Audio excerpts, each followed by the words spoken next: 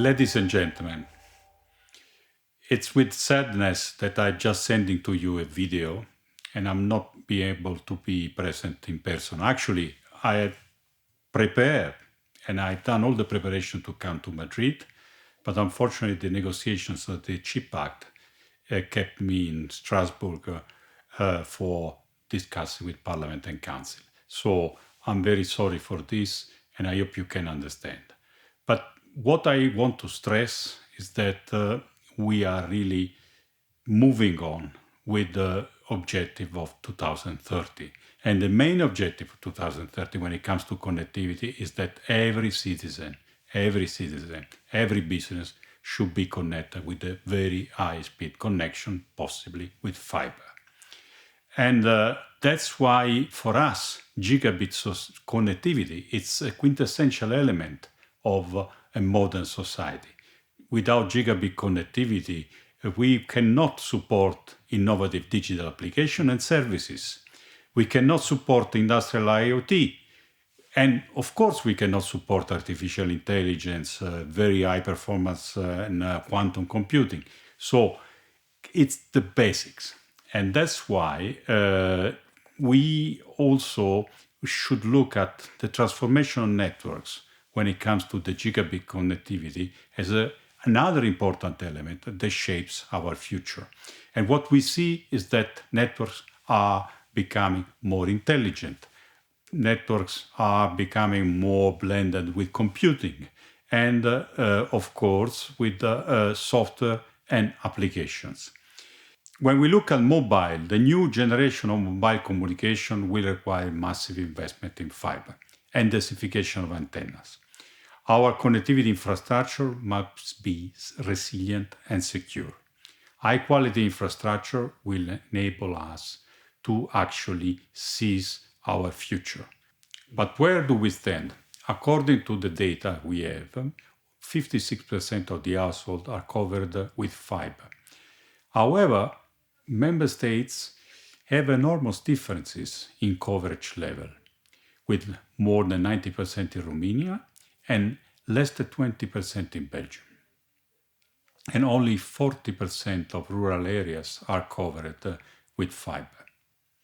These data clearly indicate the need of incentivized investment in fiber, because this is really what we need to complete digital transformation, a successful one, by 2030. We are certainly aware that there are many challenges for network operators, and that's why we have presented on the 23rd of February a comprehensive package that supports the rollout of gigabit networks. First of all, a regulation which is called the Gigabit Infrastructure Act, a new recommendation about regulation of gigabit networks, and a consultation about the future of electronic communication sector.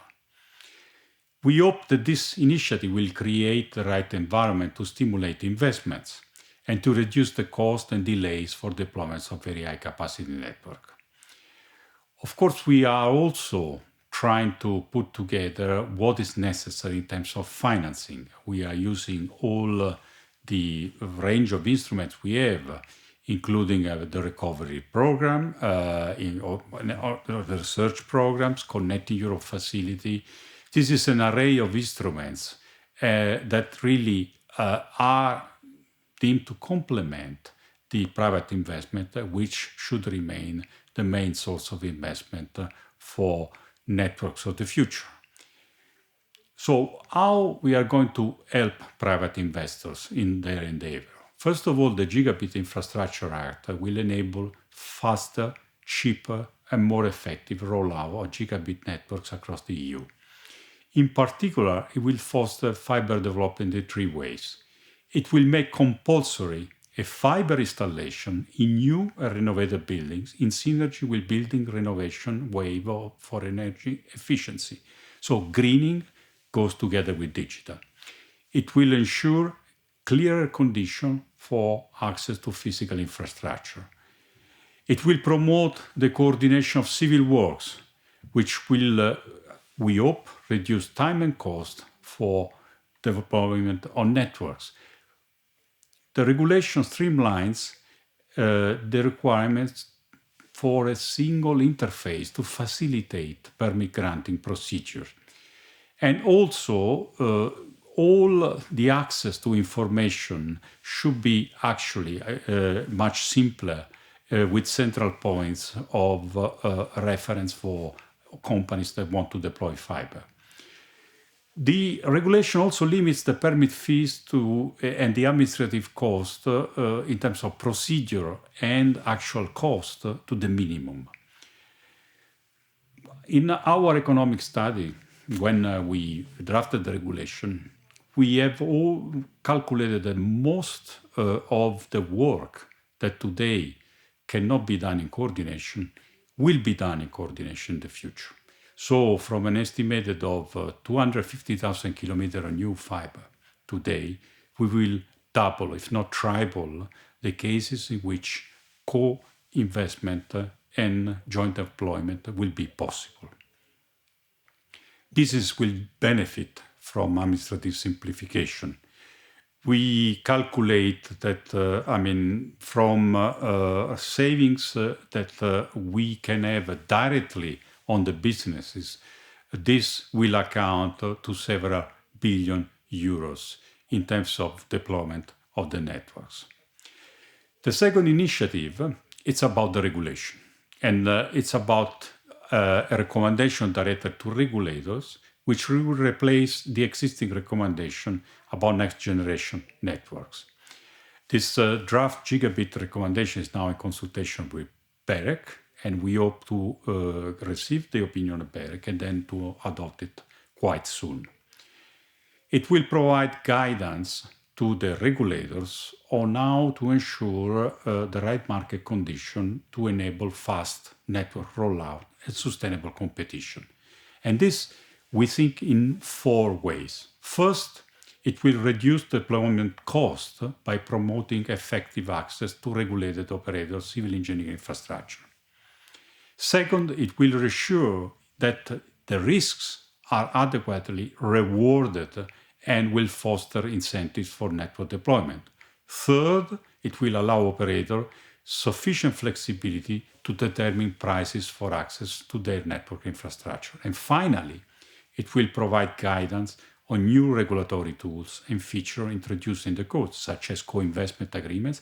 There are not so many co-investment agreements for the time being, regulatory commitments, so commitment taken by operator, and treatment of wholesale-only operators. And another very important point is guidance on the migration to faster network, from copper network to fiber networks. The third element of the package is a broad exploratory consultation on the future of electronic communication sector. We felt that this consultation was really necessary because, as I said at the beginning, networks are changing. The future of connectivity is the blend of transmission, storage, computing all together. It's a kind of computing continuum.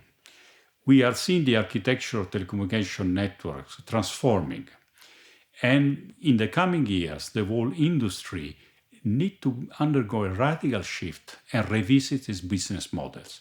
Industry will have to adapt to succeed. We are seeing telco operators turning their business from mere connectivity to becoming what we call providers of network as a service. Now, in this critical moment, it's important that we reflect, we actually seek views and make sure that we understand well how to shape the regulatory landscape of the future.